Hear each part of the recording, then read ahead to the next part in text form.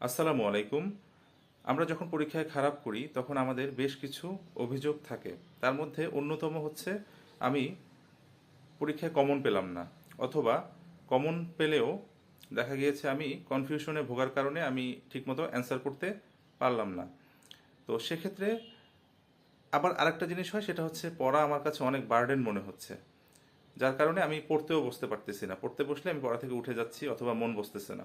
তো এই যে কারণগুলো, এই কারণগুলোর সমাধান হচ্ছে আমরা অ্যানালাইসিস করে না পড়া। তো সেটা কিভাবে? ধরুন আপনি একটা বিষয়ের একটা নির্ধারিত আপনি অধ্যায়ে গেলেন।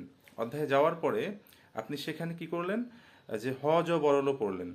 তো যার কারণে যেটা হলো, গুরুত্বপূর্ণ অংশগুলো পড়ার পাশাপাশি আপনি যখন যেগুলো গুরুত্বপূর্ণ নয় সেগুলো সহ রিভিশন দিচ্ছেন, তখন এই দুইয়ে মিলে কিন্তু আপনার কি হচ্ছে, গুরুচণ্ডালী দোষ হয়ে যাচ্ছে। তো যেটা করতে হবে, অর্থাৎ আমরা যদি বিসিএস প্রশ্ন ব্যাংক হোক, সেটা 10 থেকে 46তম, অথবা যে জব সলিউশন আছে সেগুলো যদি আমরা পড়ে থাকি সবসময়, তাহলে কিন্তু আমরা একটা মানে আমাদের মধ্যে একটা বুঝ আসবে যে কোন কোন জায়গাগুলো থেকে বেশি বেশি পরিমাণে প্রশ্ন আসে, কোন কোন জায়গাগুলো গুরুত্বপূর্ণ। ঠিক একইভাবে ওই যে আমরা প্রশ্নগুলো পড়েছি, আমরা তখন বুঝতে পারবো, তখন ওই বিষয়ের ওই নির্ধারিত যখন আমরা অধ্যায়ে যাব তখন আমরা বুঝতে পারবো যে এই জায়গাগুলো থেকে বেশি বেশি পরিমাণে প্রশ্ন কিন্তু তখন এসেছে।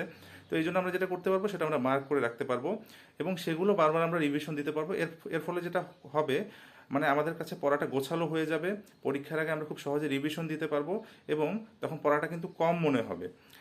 এবং গুরুত্বপূর্ণ জায়গাগুলো কিন্তু আপনি পড়ছেন, এগুলো কিন্তু কমন পাওয়ার সম্ভাবনা তখন সবচেয়ে বেশি থাকবে। তো এভাবে যদি আমরা পড়াশোনা করি, পড়াটা আমাদের কাছে আর বার্ডেন মনে হবে না। তখন আমাদের যে অভিযোগগুলো, তখনও ইনশাল্লাহ আশা করি সেগুলো থাকবে না। তো যাই হোক, এভাবে যদি আমরা পড়াশোনা করতে পারি, তো আশা করি আমরা ভালো কিছু করতে পারবো।